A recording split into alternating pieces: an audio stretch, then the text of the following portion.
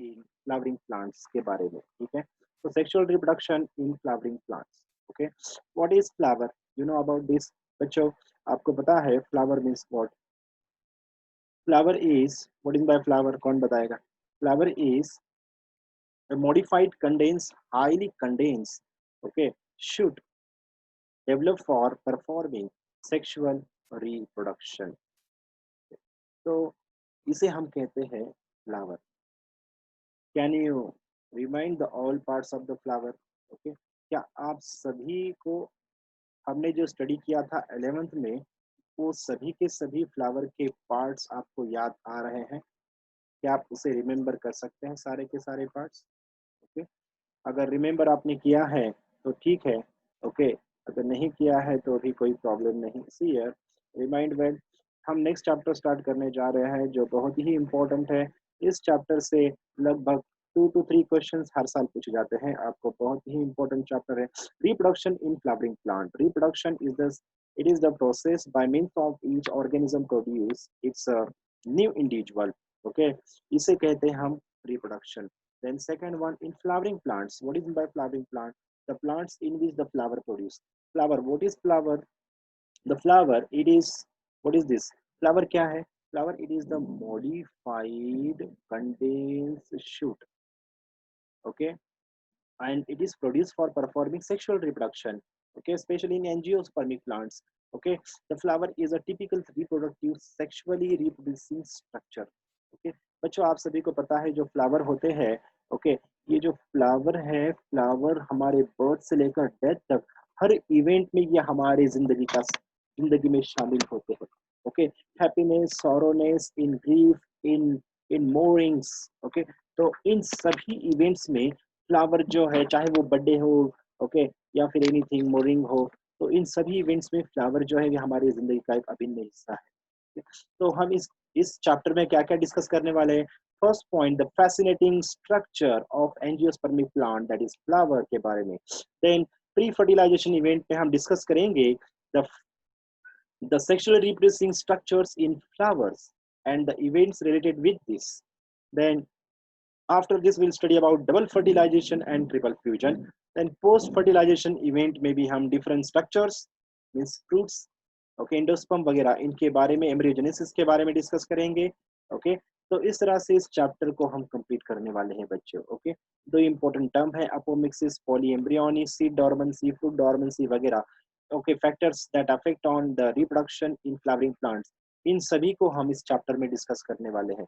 तो जैसे कि मैंने आपसे कहा था रिमाइंड करने के लिए कि different parts of the flower, चलो तो हम यहाँ पर लिखते हैं और आपको बताना है सभी के नाम। ओके, नंबर 1 को क्या कहते हैं, नंबर 2 पार्ट्स को क्या कहते हैं, नंबर 3 को क्या कहते हैं, नंबर 4 को क्या कहते हैं, ये 5th वाला पार्ट क्या कहलाता है, ये 6th वाला पार्ट क्या कहलाता है, ये 7th वाला part, this is the 8th part, then 9 part, और ये 10, ये वाला 10th पार्ट।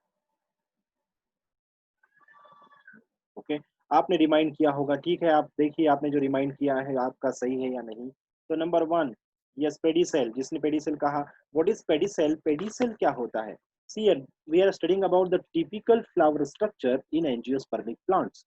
तो pedicel, what is by pedicel? Pedicel, it is the stalk of flower by means of which this flower it remain attached with the stem or reproductive axis or inflorescence. Okay, reproductive axis, peduncle और inflorescence की जो axis है उसे। तो देखो बच्चों, pedicel ये stock है फ्लावर का, ओके, और इस स्टॉक की वजह से ही फ्लावर जो है वो रिप्रोडक्टिव एक्सिस, ये देखो रिप्रोडक्टिव एक्सिस, रिप्रोडक्टिव एक्सिस को हम अलग अलग नाम से जानते हैं, जैसे कि peduncle, okay, reproductive axis, okay, वगैरह वगैरह। स्केप भी कहा जाता है, स्केप ओनियन में होता है। तो ये है रिप्रोडक्टिव एक्सिस के बारे में, ये pedicel. If the pedicel is present, that flower is called pedicellate flower. If pedicel is absent, that flower is called sessile flower. ये टर्म्स हमने मॉर्फोलॉजी इस चैप्टर में डिस्कस की है। ओके, तो चलो बच्चों सेकेंड पार्ट देखिए, हम आपको पार्ट डिस्कस करा रहे हैं one by one parts. Second part is called thalamus. What is mean by thalamus? Thalamus, it is the condense part, it is the condense part of nodes and internode. Okay, node और internode जो है, जो node है ये highly condense होकर, okay, suppose ये stem है, इस स्टेम पर नोड्स और इंटरनोड है, ओके, तो ये जो नोड और इंटरनोड है ये हाईली कंडेंस होकर ये फॉर्म करते हैं एक स्टेज, ओके, और इस स्टेज को हम कहते हैं थैलामस, ओके, और इस थैलामस के नोड से कैलिक्स, करोला, ओके, स्टैमेंस और कार्पेल्स, ओके, स्टैमेंस और कार्पेल जो है वो इससे डेवलप होते हैं, स्टैमेंस एंड कार्पेल्स वगैरह वगैरह। तो this stamen, carpel, calyx, corolla, they arise from the nodes present on thalamus. What is thalamus? Thalamus, it is the stage on which different floral whorls, okay, calyx, corolla, androecium, gynoecium, arises from the nodes present on thalamus. thalamus ये एक stage है जिस पर nodes और internodes होते हैं, और ये नोड्स आपस में बहुत ही कंडेंस होते हैं। इंटरनोड का जो डिस्टेंस है वो बहुत कम हो जाता है और ये फॉर्म करता है थैलामस, इसीलिए हाईली कंडेंस हम ऐसा वर्ड इस्तेमाल करते हैं। और हर एक नोड से different different floral whorl arise होते हैं, तो इसे हम कहते हैं flower. This flowering, okay, the formation of flower, it is affected by the different abiotic factor as well as physiological factor like the plant hormones, okay, gibberellic acid, cytokinin, okay, they participates in the flowering phenomena में ये participate करते हैं, okay? और light also becomes the stimulating factor for the flowering, okay? तो बच्चों ये था thalamus. Thalamus, it is the stage on which different floral parts attach, okay, उसे हम कहते हैं thalamus, ओके। तो सेकेंड पार्ट आपने जो बताया बच्चों वो है थैलामस। चलो थर्ड पार्ट देखिए, तो this third part is called, इस थर्ड पार्ट को क्या कहते हैं? Yes, sepals. Sepals, the individual part of calyx is called sepal, okay. Then next one, petals, this part is the petals. The individual part of corolla is called petal. What is the function of sepal? Sepal का function क्या है? Sepal, it is the greenish part of the flower. From outside, it is the first whorl. Okay, बच्चों flower के जो floral whorl है वो 4 important parts है, calyx, Corolla, androecium and gynoecium. Calyx, Corolla, androecium and gynoecium are the 4 important floral whorls. Calyx is the outermost whorl of the flower. Calyx जो है ये सबसे आउटरमोस्ट वोरल होता है फ्लावर का, और जो कैलिक्स का जो सिंगल पार्ट है उसे हम कहते हैं sepal. What is the function of sepal? Sepal perform photosynthesis as it is greenish in color. This sepal it protect the flower in bud condition. जब ये फ्लावर बहुत छोटा होता है, ओके, बर्ड कंडीशन में होता है, उस समय में उस फ्लावर को कंप्लीटली आउटरली कवर करता है सेपल्स, ताकि उस फ्लावर को नुकसान ना पहुंचे। Then second one, inner to the sepals, petals are present. Petal is the individual part of corolla is called petal. Petal generally they are various in colour, ये different different colours के होते हैं। ऐसा कहा जाता है petals they attract the insect for pollination, बल्कि ऐसा नहीं है, नेक्टर जो है वो अट्रैक्ट करता है, डिफरेंट डिफरेंट केमिकल्स जो होते हैं वो अट्रैक्ट करते हैं, क्योंकि जो आईसाइट होती है इंसेक्ट की वो, ओके, वो कलर ब्लाइंड होते हैं। तो petals, what about this petal? Petal जो होते हैं वो डिफरेंट डिफरेंट कलर के होते हैं, ओके, इनके कलरेशन की वजह से, इनका कलरेशन जो है, इनके हैबिटेट की वजह से इनका कलरेशन जो होता है वो एक इम्पोर्टेंट हो जाता है, वो रिजल्ट आता है। ऐसे जो भी प्लांट जो ट्रॉपिकल रीजन में है उनके फ्लावर्स के जो कलर है, जो धूप में रहते हैं, जो भी सनी प्लांट्स है, उनके जो फ्लावर के कलर्स होते हैं वो डार्क कलर के होते हैं, और जो शेडो में होते हैं उनके कलर जनरली डल होते हैं। ओके, जनरली ये इफेक्ट है सनलाइट का, ये इफेक्ट है सनलाइट से प्रोटेक्शन के लिए। तो ये है petals, okay, second important floral whorl, okay. Then third one is androecium. देखो बच्चों ये एंड्रोशियम का पार्ट है, ये filamentous part, the filamentous part of the filamentous part of stamen is called filament, okay, means a slender thin hair like structure that that protrude or that keep their anther in air, okay, उसे हम कहते हैं filament. Stamen is consist of 3 part, stamen जो है 3 parts में बने हुए हैं, Okay, stigma, style, sorry, anther, filament, and these are interconnected with each other by the connective. Anther जो है वो तीन सीयर, जो स्टेमेन है वो तीन पार्ट्स में बने हुए हैं। ओके, इस पार्ट को हम एंथर कहते हैं। Stamen is consist of three different parts. Anther, then ये है फिलामेंट। फिलामेंट का ये प्रोक्सिमल पार्ट है। Proximal part means the part which attaches the stamens with the thalamus, it is the proximal part. proximal part उसे हम कहते हैं, जो नजदीक का हिस्सा होता है उसे proximal कहा जाता है, और जो दूर होता है, डिस्टेंट प्लेस होता है, उसे हम ओके उसे हम proximal नहीं, उसे हम distal end कहते हैं। ओके, जो डिस्टेंस पर रहता है, proximal end and distal end। Okay, तो देखिए, तो the proximal end of filament is attach with the thalamus, thalamus से अटैच रहता है। और दूसरा जो डिस्टल एंड है, it is attach with the anther, ये एंथर पार्ट है बच्चों, तो ये एंथर से अटैच रहता है। ओके, सी, तो नेक्स्ट पार्ट देखो, 1 2 3 4 5 6, 6 पार्ट एंथर है। ओके, 7th पार्ट पहचानिए, स्टिग्मा है। देन 8 पार्ट स्टाइल है। देन ये पार्ट कौन सा है, ये है ओवरी, वेरी गुड। और ये है बीच में, इस ओवरी के भीतर रहने वाले मेनी ओव्यूल्स, वेरी गुड। तो बच्चों, ये सारे पार्ट्स आपको पता है, तो अब हम इसके बारे में वन बाय वन इन सभी के बारे में डिस्कस करते हैं। ठीक है, तो देखिए, तो यहाँ जैसे कि हमने यहाँ पर डिस्कस किया इसके बारे में, पेडिसेल, थैलामस, कैलिक्स, कोरोला, इनके बारे में हमने डिस्कस किया। अब डिस्कस करना है ओके एंथर सॉरी एंड्रोशियम और गाइनोशियम के बारे में, जो बहुत ही इम्पोर्टेंट है। Androecium is the male part of the male sexual part of the flower. Androecium जो होता है ओके वो मेल रिप्रोडक्टिव पार्ट्स है फ्लावर का। अब यहाँ पर ये जो मेल रिप्रोडक्टिव पार्ट है okay, it is consist of three different parts. देखिए आपको नजर आ रहा है, ये है एंथर, ये है फिलामेंट, और इस एंथर और फिलामेंट इनको जोड़ने वाला यहाँ पर का पार्ट कनेक्टिव। तो the single stamen androecium, it is the bunch of stamen. Stamen, it is the individual part of androecium, and the single stamen is consist of anther, filament, and connective. Connective, it connects anther with the filament. Filament, the proximal part of filament, it attaches the stamen with the thalamus. ये proximal part है, ये सभी के सभी proximal end है किसके, filament के, जो इस stamens को thalamus के साथ जोड़ता है। और distal end of filament is attached with the connectives with the anther.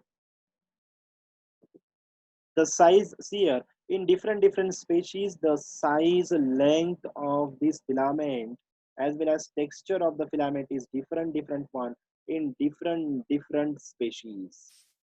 okay, तो ये जो filament है, this filament, they are attached, they are either attached with thalamus or they are attached with the petals। ये morphology में हमने discuss किया हुआ है। when stamens generally when stamens when attached with the thalamus, then is that in that condition the stamens are polyandrous, यानी stamens free, polyandrous condition कहते हैं, ये हमने मॉर्फोलॉजी में डिस्कस किया हुआ है। then when stamens are attached with the filaments of stamen when attached with the petals, it is called epipetalous condition. ये भी हमने डिस्कस किया हुआ है मॉर्फोलॉजी इस चैप्टर में, इपीपेटालस कंडीशन। ओके, तो इस तरह से बच्चों हम जो है इस तरह से हम डिस्कस कर रहे हैं। ओके, सी, ये है एंड्रोशियम के बारे में। एंड्रोशियम का जो सबसे इम्पोर्टेंट पार्ट है, जो जो सेक्सुअल रिप्रोडक्शन में पार्टिसिपेट करता है, उसे हम कहते हैं anther. Anther, it is the part that participate directly in sexual reproduction. Okay, anther, anther के सारे सेल्स डिप्लॉयड होते हैं इसका इन डिटेल स्टडी हम आगे करना है। Okay, then next one, gynoecium. Gynoecium, the group of carpel is called gynoecium. Okay, gynoecium का नंबर, उनका फ्यूजन वगैरह वगैरह, इसके बेसिस पर हम डिफरेंट डिफरेंट टाइप्स बताए हैं आपको। मोनोकार्पेलरी, बाइकार्पेलरी, ट्राइकार्पेलरी फ्लावर्स वगैरह। Okay, isn't it? Ovary, syncarpous, apocarpous flowers, superior ovary, inferior ovary, ये सारी चीजें हमने पोजीशन ऑफ ओवरी, ये हम सभी मॉर्फोलॉजी में हमने डिस्कस किया हुआ है। तो यहाँ डिस्कस करेंगे in general point for the sexual reproduction in flower. Okay, this gynoecium is consist of, gynoecium is the group of carpels, and it is consist of stigma, then style and ovary. The ovary part of gynoecium is attached with the thalamus. The style and stigma, they remain unattached, okay, with the thalamus. Okay. They are suspended in air. Okay. The stigma, it is, what is this? Stigma क्या होता है? Stigma, it is the receptor organ, receptor structure. ये receptor structure है. It receives the pollen grain for fertilization. Stigma ये pollen grain receive करता है. Then style, style, it is the filamentous structure. Okay, through the style, pollen tube enters into the ovary. What is ovary? Ovary जो है, हम इस ovary को क्या कहते हैं? It is called, ovary जो है सियर, तो ovary है, इसे आप कहते हो मेगास्पोरेंज। वैसे तो ओविल को कहना चाहिए। Okay, isn't it? ओविल्स को मेगास्पोरेंजियम हम कहते हैं, isn't it? This ovary, here this ovary contain many single और many ovules. ये जो ओवरी है, इस ओवरी के भीतर सिंगल और मेनी ओव्यूल्स होते हैं, सिंगल और many ovules. Then ovule, ovule को आप क्या कहते हो? ओव्यूल को हम कहते हैं मेगास्पोरेंजियम, मेगास्पोरेंजियम। इसमें मेगास्पोरोजेनेसिस होती है, मेगास्पोर फॉर्मेशन होता है वगैरह वगैरह, वो आगे हम डिस्कस करने वाले हैं। तो बच्चों ये है स्ट्रक्चर ऑफ टिपिकल फ्लावर, ये है structure of typical flower. Okay, हम इसकी डिटेल स्टडी करेंगे अब इस चैप्टर में, sexual reproduction in flowering plants. देखिए इसे, जैसे कि रिप्रोडक्शन इन ऑर्गेनिज्म में आपने देखा, सेक्सुअल रिप्रोडक्शन के 3 इंपॉर्टेंट इवेंट्स होते हैं, pre fertilisation, fertilisation and post fertilisation event. ऐसे 3 इवेंट हमें यहाँ पर रिप्रोडक्शन इन फ्लावरिंग प्लांट्स यहाँ डिस्कस करने हैं। प्री फर्टिलाइजेशन इवेंट, जैसे आपको पता है, it is related with the gametogenesis and gamete transfer. Fertilisation event में हम डिस्कस करेंगे बच्चों आपसे double fertilisation and triple fusion. Post fertilisation event में हम डिस्कस करने वाले हैं एम्ब्रियोजेनेसिस एंड इंडोस्पर्म फॉर्मेशन। इन पर कई बार क्वेश्चन पूछे गए हैं। प्री फर्टिलाइजेशन इवेंट में हम डिस्कस करेंगे different means gametogenesis and gamete transfer के बारे में। Then fertilization event in flowering plant, the fertilization event is related with double fertilization and triple fusion। इसे आपको बहुत ही इंपॉर्टेंट क्वेश्चन पूछा गया है। सभी फ्लावरिंग प्लांट में double fertilization, triple fusion, it is inevitable process without any exception process. Angiosperm बहुत ही इंपॉर्टेंट कैरेक्टरिस्टिक है। Double fertilisation and triple fusion, okay, इसका हम डिस्कशन करेंगे। और post fertilisation event is related with the formation of the development and formation of endosperm, the nutritive tissue, nutritive structure. Okay, the development of endosperm, development of embryo from zygote, ये post fertilisation events में आ जाते हैं। Okay, तो ये question आपको कई बार पूछा गया है। Okay, post fertilisation event is related with endosperm formation and development of embryo in flowering plants and gymnospermic plants. इन सभी को हमें डिस्कस करना है वन बाय वन। तो देखते हैं बच्चों किस तरह से हम इसे स्टडी करेंगे। पहला पॉइंट, प्री फर्टिलाइजेशन इवेंट में हमें डिस्कस करना है ओके कुछ important structures related with androecium and gynoecium. ये कौन से स्ट्रक्चर्स है? इन प्री फर्टिलाइजेशन इवेंट में हम डिस्कस करेंगे the structure of stamen, specially the ears of anther. Then इसके बाद हम माइक्रोस्पोरेंजियम यानी एंथर के जो चेंबर से उसे डिस्कस करेंगे। Pollen grain, its structure, function, okay. Then formation of male gametophyte. ये सभी जो स्ट्रक्चर है वो संबंधित है मेल रिप्रोडक्टिव ऑर्गन से। मेल रिप्रोडक्टिव ऑर्गन से ये संबंधित है। देन इसी पार्ट में प्री फर्टिलाइजेशन हम डिस्कस करेंगे फीमेल रिप्रोडक्टिव स्ट्रक्चर्स के बारे में, जैसे कि the structure of carpel, that is gynoecium का स्ट्रक्चर हम डिस्कस करेंगे। Ovary, okay. Then the megasporogenesis, formation of megaspore, और लास्ट में the formation of female gametophyte, that is embryo sac. इन सभी को हमें डिस्कस करना होगा और फिर यहाँ पर प्री फर्टिलाइजेशन इवेंट एंड होती है और बाद में हम डिस्कस करने वाले हैं fertilisation, double fertilisation and triple fusion को। तो सबसे पहला पॉइंट प्री फर्टिलाइजेशन में the structure of stamen, okay, and different events related with pre-fertilization, that is microsporogenesis, okay, यानी microspore formation, then formation of male gametophyte, इन सभी को हम डिस्कस करेंगे। नंबर वन, पहला पॉइंट प्री फर्टिलाइजेशन का पहला point the structure of stamen.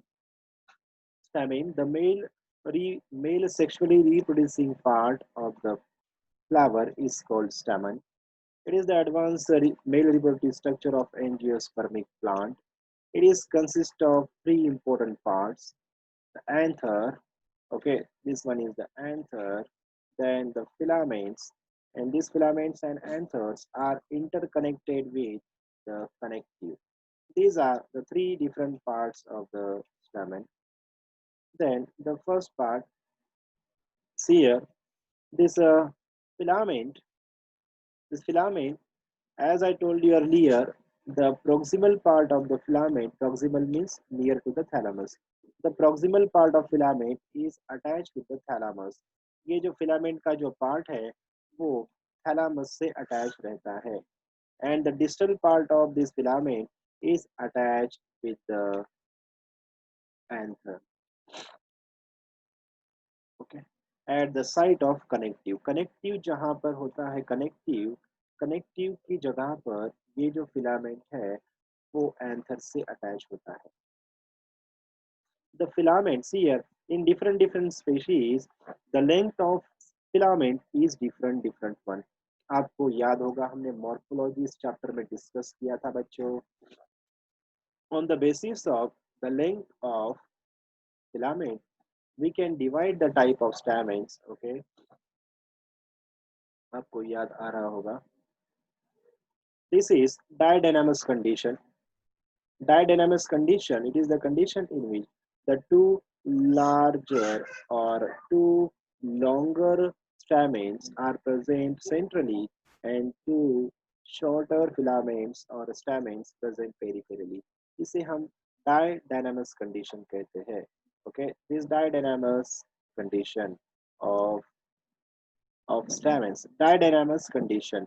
तो didynamous condition, what is the example? आपको याद आ रहा होगा, इसके एग्जांपल लेमिसी के मेंबर है, ऑसिमम सैंक्टम। इसमें एकेंथिसी के भी मेंबर आते हैं, जैसे कि अडुल्सा, अडुल्सा यानी एडेथोडा जेलेनिका।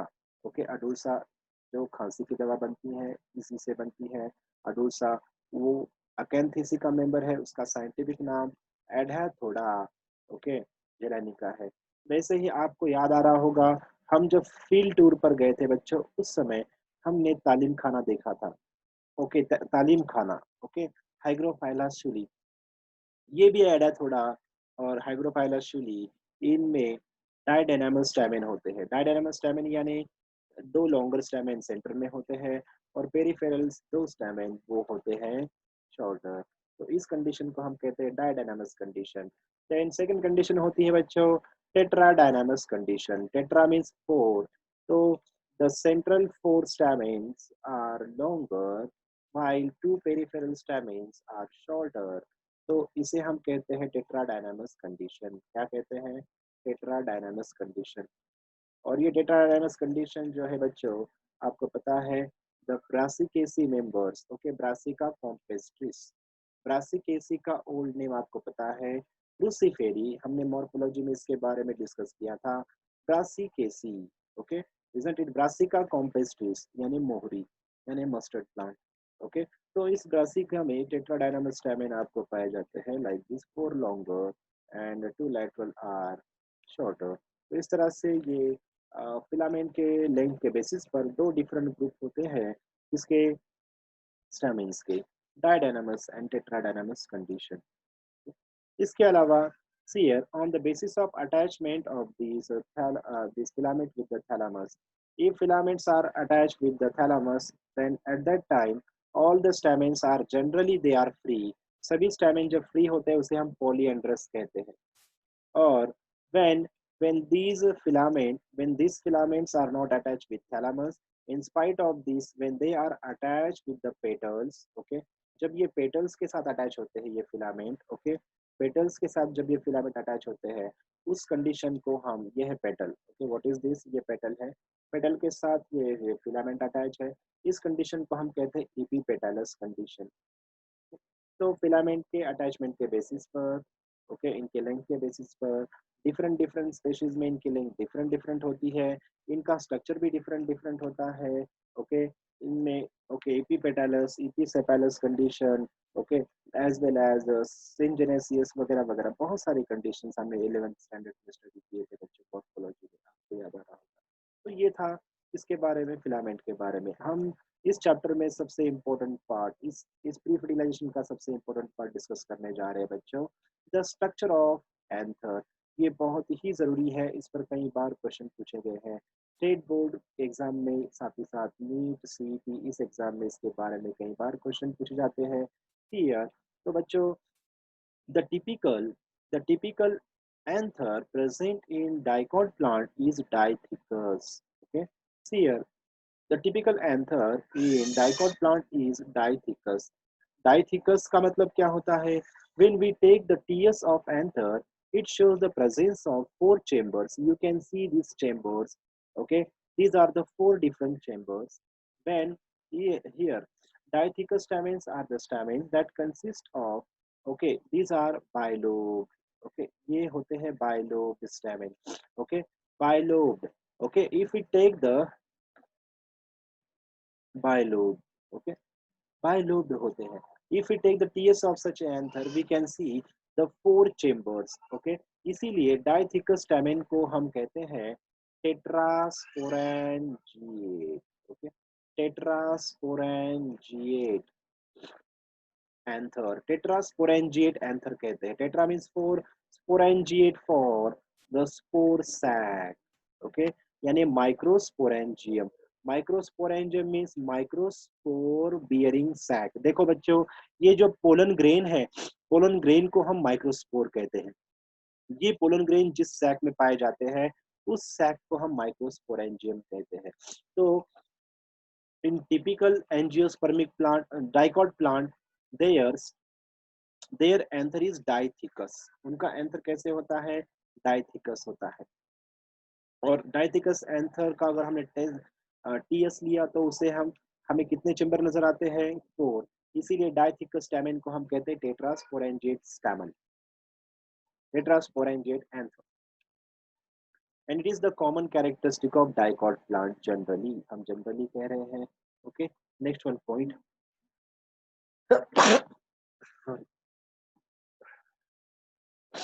अगला पॉइंट बच्चों देख रहे होंगे।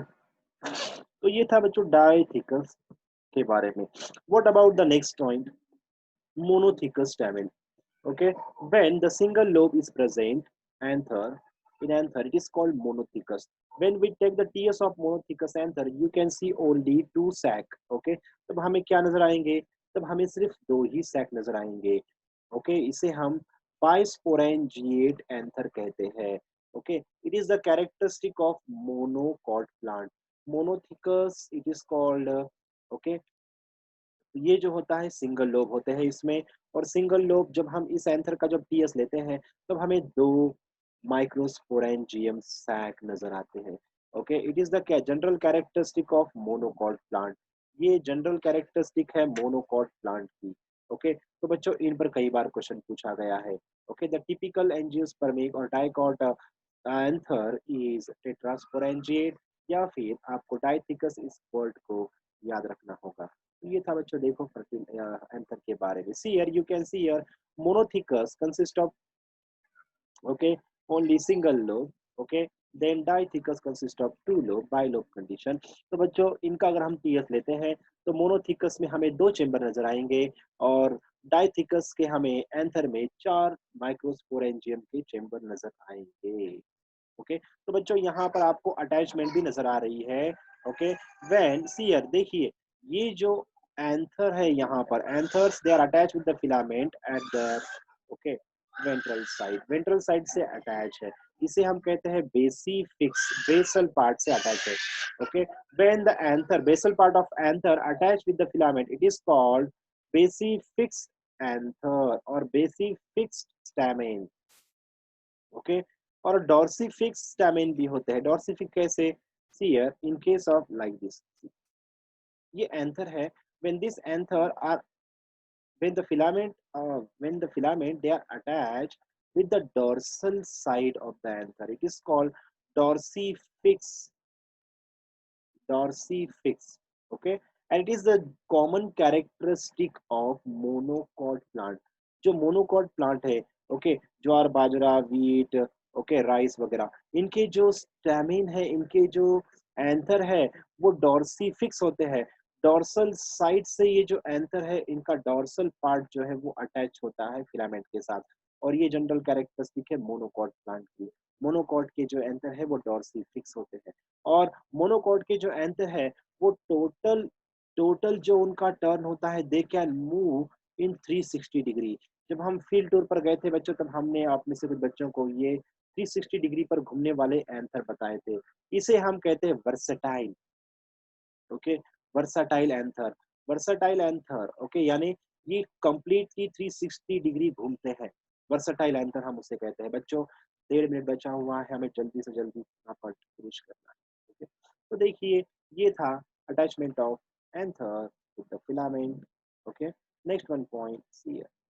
तो देखिए मोनोथिकस एंथर, ये चाइना रोज के एंथर है। आप कहोगे चाइना रोज तो डाइकॉट है, नो प्रॉब्लम, एक्सेप्शनल केस होते हैं। Okay, biology is the science of exception, no problem. See here, तो बच्चों ये है monothecous anther, example China rose. See here, monothecous, Malvaceae family के जो एंथर है वो जनरली मोनोथिकस है, जनरली मोनोथिकस है, उनमें एक ही लोब होता है। Okay, they are bisporangiate. Okay, next one, see here, it is the structure of anther। बच्चों लास्ट का 1 मिनट बचा है, इस 1 मिनट में इस स्ट्रक्चर को एक्सप्लेन करना, ओके, एक्सप्लेन करना पॉसिबल नहीं है। तो बच्चों हम इस माइक्रोस्पोरेंजियम यानी इस एंथर का जो स्ट्रक्चर है, हम उसे कल डिस्कस करेंगे। ओके, तो इस तरह से बच्चों हमने आज 2 लेक्चर कंप्लीट किए। ओके, इसी तरह से जुड़े रहिए बच्चों, क्योंकि सोशल डिस्टेंसिंग में अब एक ही जरिया बचा है आपके स्टडी का, और वो है ऑनलाइन टीचिंग। ओके, तो बच्चों जैसे कि मैंने आपको बताया, 5 तारीख को आप सभी को मैसेज मिल चुका होगा। 5 तारीख को हमारी टेस्ट है रिप्रोडक्शन इन ऑर्गेनिज्म पर। ओके, रिप्रोडक्शन इन ऑर्गेनिज्म पर टेस्ट है, वो टेस्ट ऑनलाइन होगी, आप सभी को इस टेस्ट को देना है। साथ ही साथ आज हम आपको डीपीपी भेज रहे हैं, reproduction in plants as well as reproduction in organism. इन दोनों चैप्टर के डीपीपी हम आपको भेज रहे हैं। Okay, thank you very much for this.